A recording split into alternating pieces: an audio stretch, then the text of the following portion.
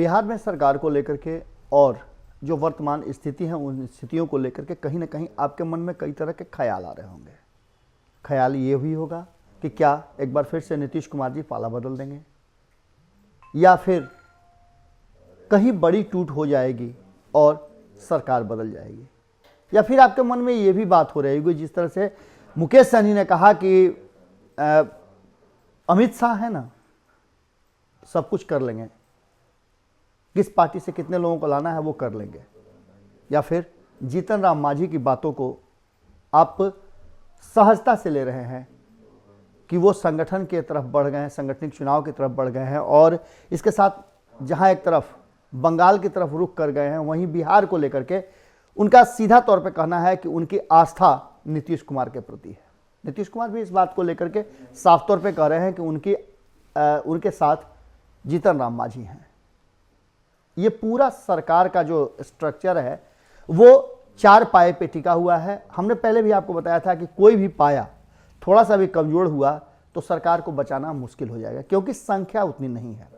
दूसरी तरफ आपको यह भी जानकारी मिली होगी कि कांग्रेस को तोड़ने की कवायद चल रही थी, लेकिन भीतर खाने में जो बातें हैं वो ये हैं कि नीतीश कुमार ने कांग्रेस को स्थिर रखने के लिए बड़ी कयास लगा दिया। कहा तो ये जा रहा था कि भारतीय जनता पार्टी कांग्रेस में बड़ी सेंधमारी करने जा रही है। वहीं दूसरी तरफ लालू प्रसाद को आप भुला नहीं सकते हैं। लालू प्रसाद रांची में बैठ करके वहीं से पार्टी की रणनीति और बिहार के सरकार पर पैनी नजर बनाए हुए हैं। कहा तो यहां तक जा रहा है भारतीय जनता पार्टी और अन्य उनके विरोधियों द्वारा कि रांची में भी सरकार लालू प्रसाद ही चला रहे हैं वहां बैठ के, और उसी के चलते सरकार वहां अस्थिर तरफ से चल रही है। जो लालू प्रसाद कह रहे हैं वही सब कुछ हो रहा है। लेकिन खैर इन सब बातों को आप भूल जाइए, अब बात नीतीश कुमार पे फोकस कीजिए जो सरकार के मुखिया हैं और जो बातें कह रहे हैं, और उनकी पार्टी जो बात कर रही है, जो सरकार में लोग हैं, अगर उनके तरफ से कोई बात आती है तो उस बात को ज़्यादा अहमियत और महत्वपूर्ण माना जाता है। वहीं दूसरी तरफ संभावनाएं जो हम तलाश कर रहे थे उन संभावनाओं पर कहीं ना कहीं तेजस्वी यादव ने फुल स्टॉप लगा दिया है। इतना ही नहीं, तेजस्वी यादव ने अचानक से अपने कार्यकारिणी की बैठक बुलाई है, अपने विधायकों को बुलाया है और हारे हुए लोगों को भी बुलाया है। आपको पता है कि 143 सीटों पर चुनाव लड़ा था आरजेडी। कुल 243 सीटों में जिस तरह का समीकरण बैठा था उस समीकरण के हिसाब से आपने देखा कि कहीं ना कहीं कहा जा रहा था कि कांग्रेस को ज़्यादा सीटें देने का मतलब था कि उसने सरकार बनने में अड़ंगा लगा दिया। कांग्रेस 70 में से मात्र 19 सीटें लेकर के आई। वहीं सीटें तो निश्चित रूप से आरजेडी की भी घटी हैं, लेकिन एक बात आप बताइए, क्या सबसे बड़ी पार्टी जो विधानसभा में है वो चुनाव की बात कर रही हो, मध्यावधि चुनाव की बात कर रही हो, तो आप इससे इनकार कर सकते हैं? क्योंकि सबसे अधिक विधायक उसी के हैं और वही कह रहा है कि हम चुनाव में जाना चाहेंगे, हम जोड़ तोड़ की सरकार नहीं बनाना चाहेंगे। तो इसके मतलब कुछ होते हैं, लेकिन यह सिक्के का एक पहलू है। दूसरे पहलू की तरफ भी ध्यान देना होगा।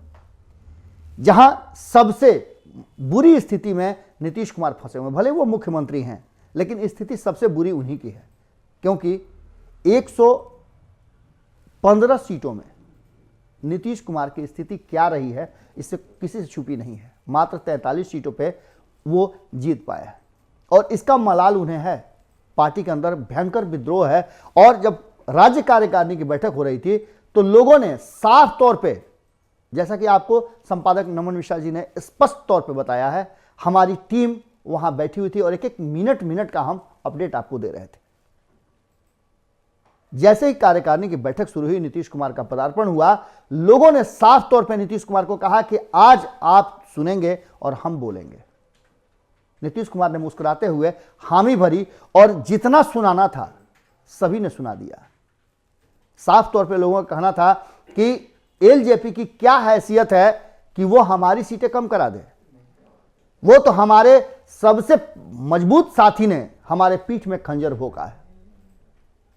अब इस बात से आप इनकार नहीं कर सकते हैं कि पार्टी के अंदर काफी विद्रोह है। हमने कई लोगों के अलग अलग भी 1-to-1 बयान भी आपको सुनाए हैं। लगातार हमारी टीम इस चुनाव की रणनीति खत्म होने के बाद, सरकार बनने के बाद, अलग अलग राजनीतिक दल के नेताओं से उनके विचार और उनके हार जीत के कारण क्या रहे हैं उस पर बातें सुनाई हैं। उनके विचार जानने का प्रयास किया है। कई ऐसे विधायक हैं जो हार गए हैं, कई मंत्री पद में रहते हुए हार गए हैं और उनकी मंत्रणा और बैठकें लगातार जदयू में जारी है।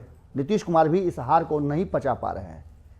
और जब नीतीश कुमार, आप एक चीज़ मान के चलिए, यात्राएं करना शुरू कर देते हैं तो चुनाव की सुगबुगाहट मान के चलिए आप, क्योंकि हर एक्शन का रिएक्शन होता है।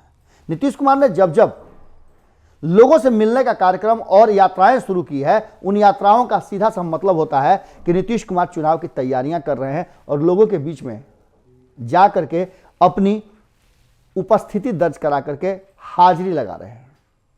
और हाजिरी तभी लगाता है आदमी जब उसे क्लास में उपस्थित होना हो या फिर क्लास बंक करना हो। इन सब स्थितियों के बाद जो बयान आ रहे हैं वो बयान हमने आपको सुनाया है। आज कार्यकारिणी की अहम बैठक होने वाली है और इस कार्यकारिणी की बैठक में बहुत सारे महत्वपूर्ण फैसले होने हैं। हमने आपको बताया था कि प्रदेश अध्यक्ष बदलने की भी कवायद तेज चल रही है। अचानक से जब आपने देखा होगा कि राष्ट्रीय कार्यकारिणी की बैठक थी तो नीतीश कुमार ने एक बड़ा फैसला लेते हुए अपने सर से बोझ उतारकर आर.सी.पी. सिंह के कंधे पर डाल दिया। आज एक बार फिर से बुजुर्ग हो चुके वशिष्ठ नारायण सिंह के कंधे से भार उतारकर किसी और कंधे की तलाश चल रही है। इसमें रामसेवक सिंह का नाम बहुत तेजी से आगे आ रहा है। रामसेवक सिंह कुशवाहा बिरादरी से आते हैं और इनका लंबा राजनीतिक इतिहास रहा है। नीतीश कुमार ने इन्हें मंत्री भी बनाया था और अब इन पर दांव लगाने की तैयारी चल रही है। विधायक का चुनाव लड़ने के गोपालगंज के बलसेरा से पंचायत के मुखिया भी रह चुके हैं। ये जमीनी पकड़ है इनकी और इन पर दांव लगाया जा सकता है, क्योंकि आपको पता है कि उपेंद्र कुशवाहा इससे पहले नीतीश कुमार के पहली पसंद थे, लेकिन शायद वो बातें नहीं बन पाई और आगे बड़ी प्रोस्पेक्ट में हो सकता है कि आने वाले चुनाव को लेकर के उपेंद्र कुशवाहा के साथ कोई गठजोड़ हो। यह सिक्के का एक पहलू है। दूसरा पहलू हम आपको बता रहे हैं।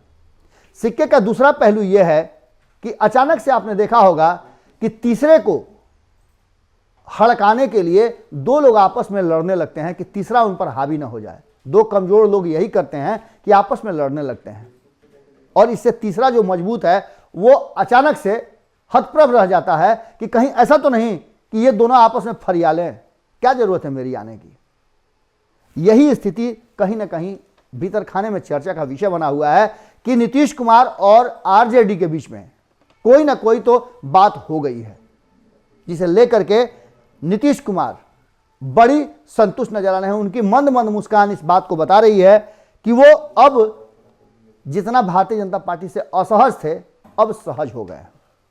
दावा यह भी कांग्रेस की तरफ से करना कि जदयू के कई ऐसे नेता उनके पाले में आ रहे हैं। दूसरी तरफ आरजेडी का साफ तौर पे कहना कि हम नीतीश के लिए नो एंट्री का बोर्ड लगाए हुए हैं और ये कहीं हो सकता है कि आंख का भ्रम न पैदा कर रहे हों भारतीय जनता पार्टी के लिए। हालांकि भारतीय जनता पार्टी भी इतना कच्चा गोलियां नहीं खेली है।